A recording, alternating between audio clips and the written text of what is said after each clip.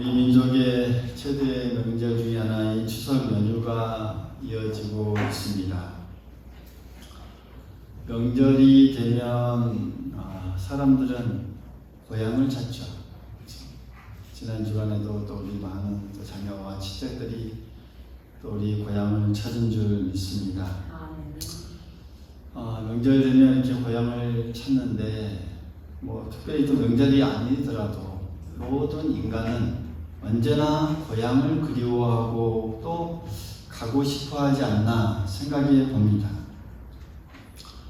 창세기 32장 9절에도 보면 이 야곱의 이 기도가 쭉 나오는데 거기에 보면 내 조부 아브라함의 하나님 내 이삭의 하나님 여호와여 주께서 전에 내게 명하시기를 내 고향 내 족속에게로 돌아가라 내가 내게 은혜를 베풀리라 하였나이다 라는 이런 내용.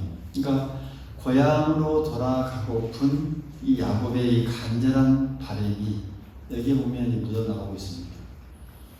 그러니까 이 당시 배경을 보면 야곱의 형 에서의 이 장자권을 야곱이 빼앗아서 또 노여움을 사게 되죠. 그래서 고향에서 이제 살지 못하고 외삼촌에 있는 타향에서 또 고생하면서 살아갑니다. 오랜 시간이 지난 후에 그가 이제 많은 것을 얻게 되었고 또 거부가 되었고 이제 고향으로 돌아가게 되어서 거기서 또 베푸실 하나님의 은혜를 생각하면서 또 고향으로 돌아가고픈 그 내용이 방금 제가 읽어드린 그 말씀이고, 그러니까 이처럼 인간은 누구나 고향을 그리며 또 고향으로 금이 환영하기를 소원하는 게 또 마음입니다. 또 명절이면 언제나 많은 사람이 고향을 오고 가는 또 민족의 이 대이동이 시작되죠. 지난주에도 저는 또 아들이 군대에 있어서 면회를 갔다 왔습니다. 경기도 고향에 있어서 이제 여박을 나온다 해서 올라갔는데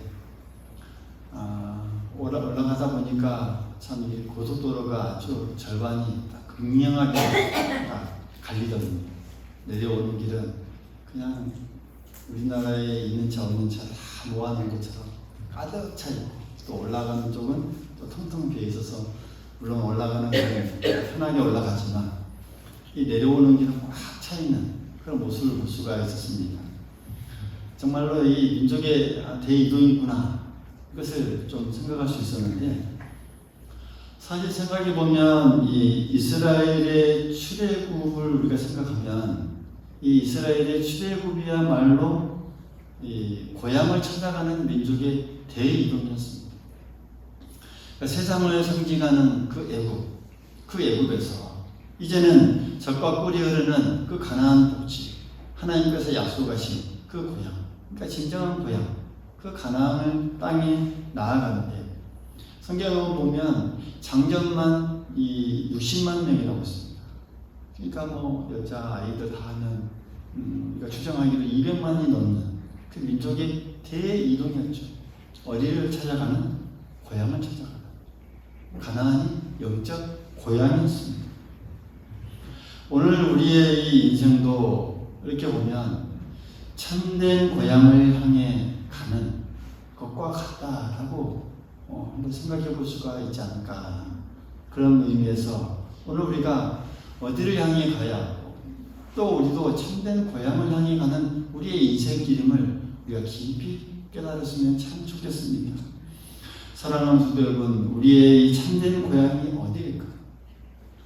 우리가 진정으로 바라보고 사모하고 또 그리워하고 또 금이 환영하는 심정으로 가야 하는 그 곳이 어디일까요? 그러니까 모든 인간은 누구나 다 고향을 그리워하는 마음이 있듯이 우리의 인간의 이 마음속에도 영원함을 그리워하는 우리의 영혼이 있습니다. 우리 모든 사람들은 다 영원을 그리워합니다. 이 부분에 대해서 빌립보서에서 이렇게 우리에게 말씀하고 있습니다. 우리의 시민권은 하늘에 있는지라 거기로부터 구원하는 자 곧 주 예수 그리스도를 기다리노니 라고 빌립보서 20장 20절에 우리에게 말씀해 주고 있습니다. 우리의 시민권은 어디에 있다고요? 하늘에 있다. 골로새서에서는 또 이렇게 말씀합니다. 그러므로 너희가 그리스도와 함께 다시 살리심을 받았으면 위의 것을 찾으라. 거기는 그리스도께서 하나님 우편에 앉아 계시느니라 라고 우리에게 말씀합니다. 그러니까 우리가 바로 성도들이, 하나님을 믿는 하나님의 자녀들이 또 사모해야 할 영원한 안식처가 어디인가, 우리의 참된 고향이 어디인가 분명하게 가르쳐주고 있습니다. 우리의 영원한 이 고향이 이 하늘, 그것이 바로 우리의 참된 고향임을 우리에게 분명히 가르쳐주고 있습니다. 우리 모두 그것을 사모하는 자들이 되어야 합니다. 할렐루야. 이 인생길에서 그것을 향해 나아가는 것, 그것이 우리 궁극적으로 가야 할 우리의 참된 고향임을 우리가 분명히 늘 우리가 생각하고 또 인식해야 한다는 점이죠. 우리의 참된 고향을 향해 가는 그 우리의 모습, 또 우리가 거기를 잘 가야 하고 또 끝까지 잘 갈 수 있어야 합니다. 오늘 본문에서는 이 참된 고향을 잘 걸어갈 수 있는 그런 잘 갈 수 있는 방법을 우리에게 3가지 제시해 주고 있습니다. 그 무엇보다도 첫 번째로는 이 땅에서의 이 선한 싸움을 잘 싸워야 한다라는 것을 가르쳐 주고 있습니다. 오늘 우리가 읽을 말씀, 이전의 말씀, 이 디모데후서 2장에 보면 성도를 이렇게 말합니다. 그리스도의 좋은 군사로 비유합니다. 우리 성도를 그리스도의 좋은 군사로 비유하면서 이제 영적인 선한 싸움을 위하여 부르심을 받았다라고 우리에게 말씀합니다. 오늘 본문에서도 나는 사도 바울이 말하고 있죠. 나는 선한 싸움을 싸우고 있다라고 이렇게 고백하죠.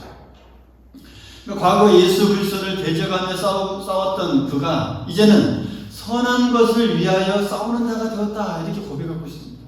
그리고 선한 것을 위해서 싸우면서 나아왔다 이렇게 고백하고 있습니다. 오늘 우리도 마찬가지입니다. 과거에 하나님을 믿지 아니하고 또 예수님을 부인했던 자들이 이제는 악한 세력과 싸우고 죄와 싸우는 이 성도의 모습으로 우리가 살아가는 것, 그게 우리의 삶이라는 것이죠. 우리가 계속해서 그리스도의 좋은 군사가 되어야 하는 이유가 바로 이렇습니다. 왜요? 선한 싸움을 계속 싸워가야 하는 또 우리들의 앞날이고 앞길이기 때문입니다. 여러분, 싸움에서 우리가 승리하기 위해서는 언제나 좋은 무기가 필요합니다. 좋은 무기. 그래서 이 현재 이 전쟁은 이 좋은 무기를 얼마나 많이 잘 가지고 있느냐의 싸움이죠. 그래서 정말 각 나라도 보면 이 상상할 수도 없을 만큼 정말 가공할 만한 첨단 무기가 개발되어지고 있고 또 그것을 비축하고 있습니다. 그래서 현재 보유하고 있는 이 핵무기만 해도 우리가 살고 있는 이 지구를 몇십 번이나 멸망시킬 정도의 이 수를 가지고 있다고 하죠. 그리고 계속 진화합니다. 또 핵무기도 더 강하게, 더 세게. 그러니까 전쟁을 이기기 위해서 끊임없이 무기를 개발하고 있는 현실이죠. 우리에게도 영적으로 잘 싸우기 위해서 이런 좋은 무기가 필요합니다. 할렐루야. 좋은 무기가 늘 우리에게 갖춰져야 합니다.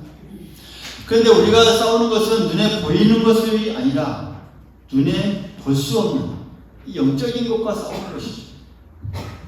이 영적인 싸움에 필요한 좋은 무기가 무엇인가? 그것을 에베소서에서 우리에게 잘 가르쳐주고 있죠.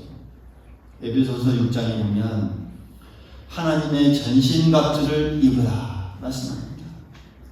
잘 싸우는 것은 우리의 씨름은 혈과 육을 상대하는 것이 아니요 이 어둠의 세상 주관자들과 하늘에 있는 악의 영들을 상대하니라. 이렇게 우리에게 정확히 말씀해 주고 있습니다.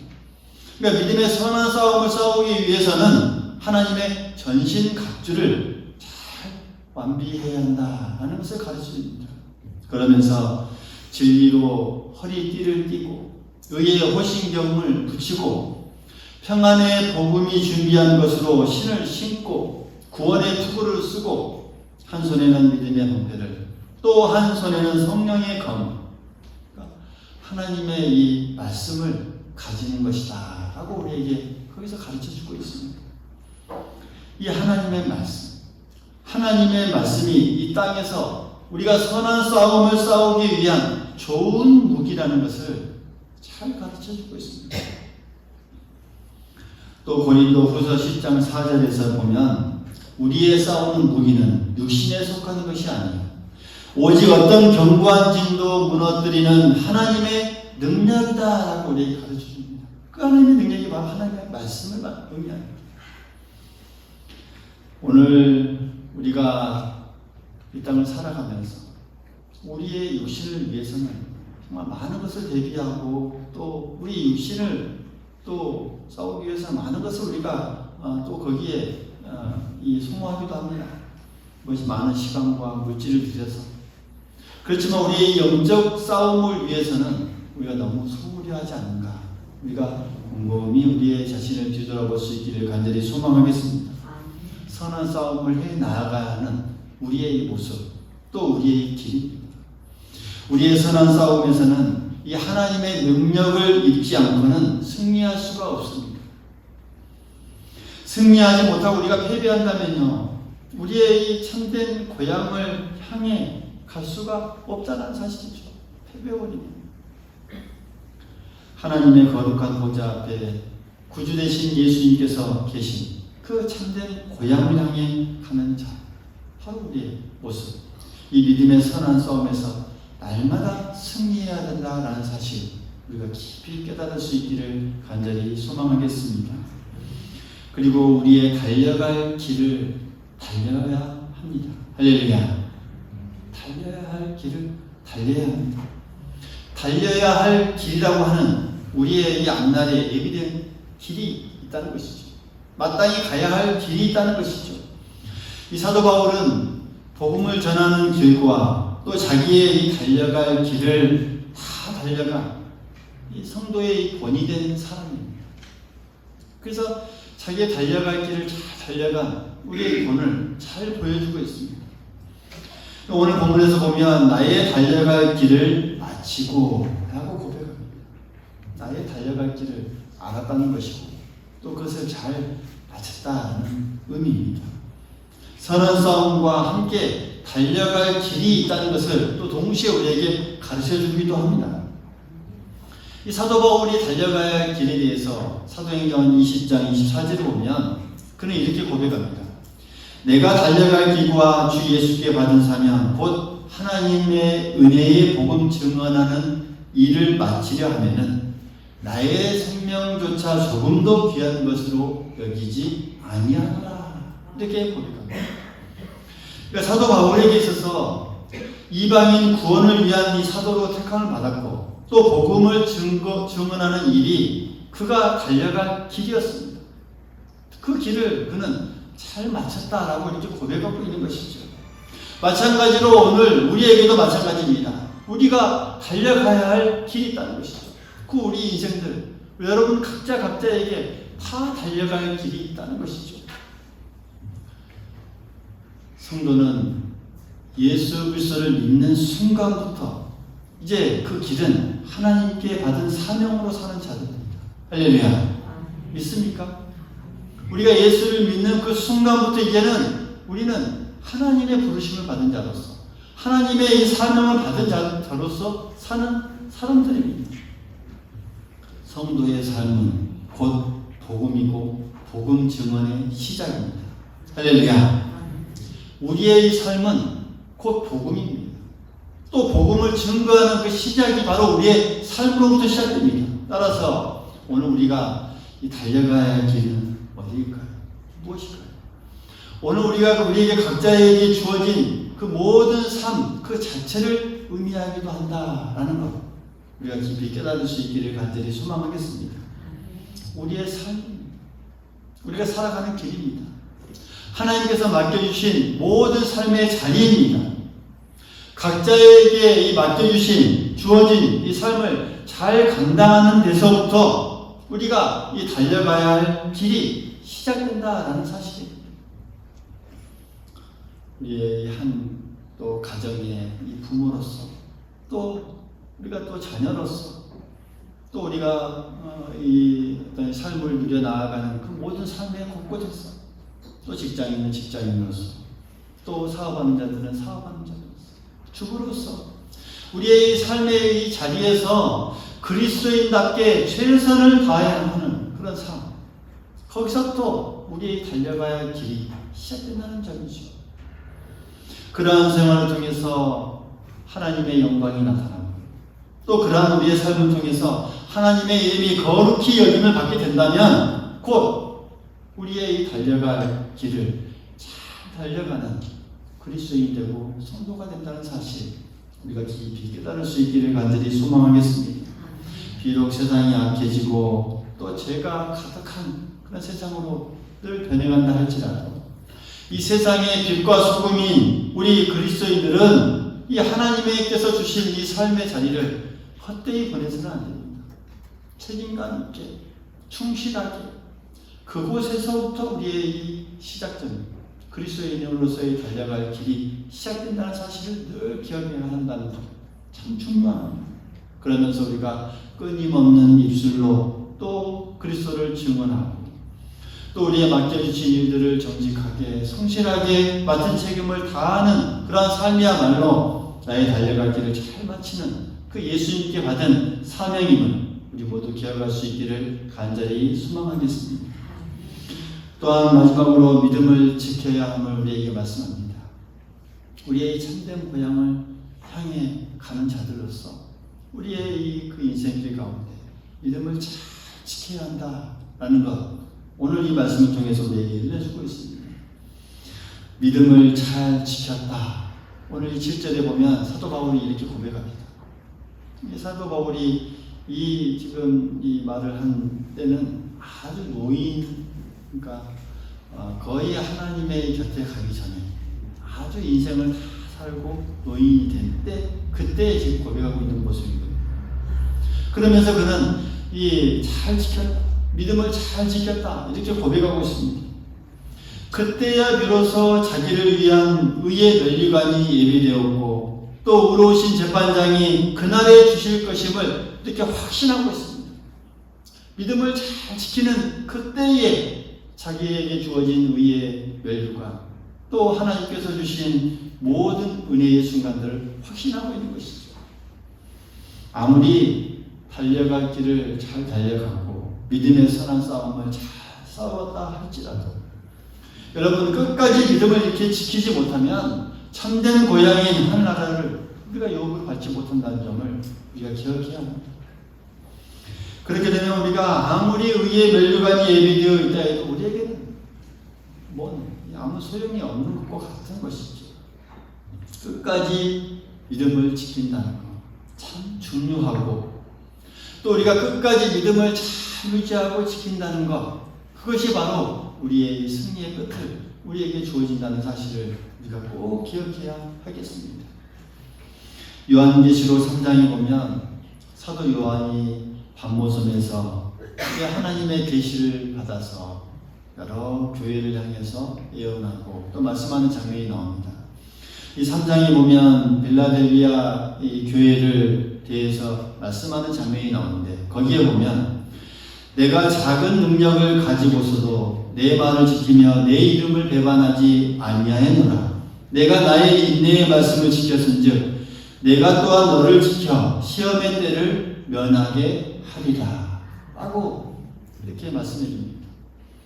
그러면서 내가 가진 것을 굳게 잡아 아무도 내 면류관을 빼앗지 못하게 하라 라고 고면하고 있습니다. 우리가 가진 것, 우리가 가진 이 믿음 아무도 빼앗지 못하게 하라라고 말씀해 주고 있습니다. 우리에게 주신 이 믿음, 그것이 비록 작은 믿음이라 할지라도 끝까지 지켜야 또 하고 또 지켜나가야 하나님의 약속을 받는 성도가 될 수 있음을 우리에게 말씀해 주고 있습니다. 믿음이 없이는 여러분 하나님을 기쁘시게 할 수 없습니다. 할렐루야.